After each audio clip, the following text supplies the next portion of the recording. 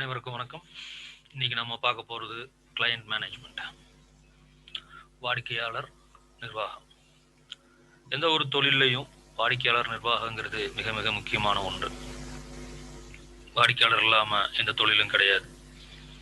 அதுவும் மிக முக்கியமாக நிறைய போட்டி இருக்கின்ற ஈக்விட்டி மார்க்கெட், நிதி சந்தையில் நிறைய தடங்கல்கள், நிறைய போட்டிகள் உள்ளன. அந்த நேரத்தில்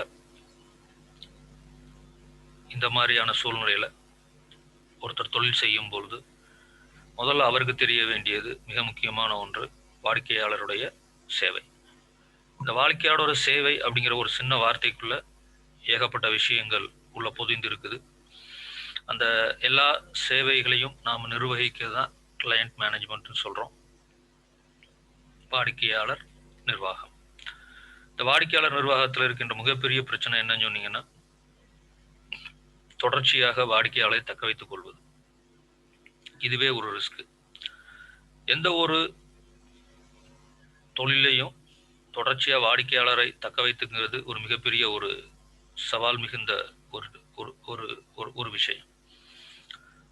நிறைய காரணங்கள், பல காரணங்கள், வாடிக்கையாளர்கள் ஒரு இடத்திலிருந்து இன்னொரு இடத்திற்கு போவதற்கான காரணிகள் பல இருக்கு. அந்த பல விஷயங்கள்ல மிக முக்கியமான ஒன்று தரமான சேவை அப்படிங்கிறது. இந்த தரமான சேவையில ரெண்டு வகையா பிரிச்சுக்கலாம். ஒன்று சேவை. சேவைன்னு சொன்னாலே ரெண்டு வகை. ஒன்று சேவை, அதாவது நாம கொடுக்குற ஐடியாஸ் அல்லது டிப்ஸ். ரெண்டாவது, அவங்க எதிர்பார்க்குற நேரத்தில் எதிர்பார்க்குற இடத்துல பொருட்களை நாம டெலிவரி செய்யறது. இங்கே நாம நிதி சந்தையை பத்தி படிச்சுட்டு இருக்கிற காரணத்தினால இங்க சேவை அப்படிங்கிறது நான் கொடுக்குற தகவல், அவங்க கொடுக்குற ஆர்டர்ஸை நான் சரியா பாஸ் பண்ணியிருக்கேனா, எக்ஸிக்யூட் பண்ணியிருக்கேனா, நிறைவேற்றிருக்கேனா அப்படிங்கிறது தான் வந்து முக்கியமான விஷயம். அப்போ ஒரு தொழில் முனைவோராக அல்லது ஒரு தொழில் நடத்துவோராக எனக்கு இருக்கிற ரிஸ்க் அப்படின்னு சொன்னீங்கன்னா, வாடிக்கையாளரை தக்க வைத்துக் கொள்வது. அப்போ வாடிக்கையாளரோட பாயிண்ட் ஆஃப் வியூலேருந்து பார்க்கும்போது அது என்ன அப்படின்னு சொன்னீங்கன்னா, நான் இன்வெஸ்ட்மெண்ட்டுக்கு பண்ண வர்றேன் அப்படின்னு சொன்னாலே அங்கே என்ன அர்த்தம் அப்படின்னு சொன்னீங்கன்னா, ஆமாம் அந்த இடத்துல ரிஸ்க் இருக்குங்கிறது தெரியும். எந்த ஒரு இன்வெஸ்ட்மெண்ட்டும் ரிஸ்க் இல்லாமல் இல்லை. ரிஸ்க்கும் இன்வெஸ்ட்மெண்ட்டும் ஒன்றோடு ஒன்று ஒட்டி பிறந்த இரட்டையர்கள். வெற்றியாளர்கள் எப்பொழுதுமே எப்படி ரிஸ்க் இடர்களை அணுகிறாங்கன்னு சொன்னீங்கன்னா, இடர்கள் எப்பொழுதுமே ஒரு வாய்ப்புக்கான கதவு. எப்பொழுதெல்லாம் இடர்கள் வருகின்றதோ அப்போ புது வாய்ப்புகள் வருகின்றன. எப்போ புது வாய்ப்புகள் வருகின்றதோ அப்போ புது சந்தை எனக்காக காத்திருக்கிறது. புதிய வாடிக்கையாளர்கள் காத்திருக்கிறார்கள். புதிய கண்டுபிடிப்புகள் காத்திருக்கின்றன. அப்படி எடுத்துக்கிறதுனால தான் வெற்றியாளர்கள் வெற்றி பெற்று கொண்டு இருக்கிறாங்க.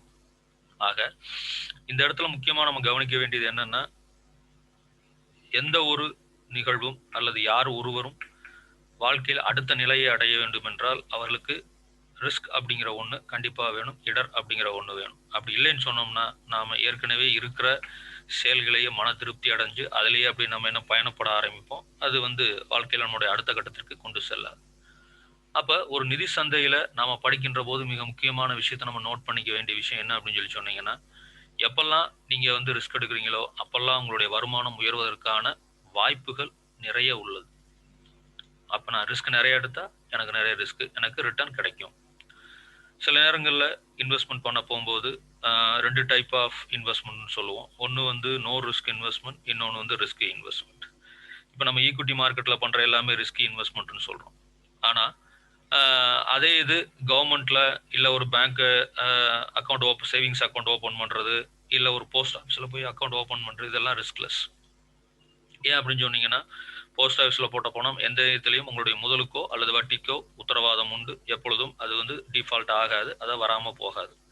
அதே மாதிரி பேங்க்லையும் அதே மாதிரி தான். அதே மாதிரி கவர்மெண்ட் செக்யூரிட்டிஸ் அதே மாதிரி. கவர்மெண்ட் செக்யூரிட்டிஸில் நாம் வந்து டெட் செக்யூரிட்டி சொல்கிறோம், இல்லை பாண்டு வாங்குறது, ட்ரெஷரி பில் வாங்குறது, எதுனாலும் சரி நாம் அப்படி என்ன பண்ணிக்கலாம், நாம் வந்து எடுத்துக்கலாம்.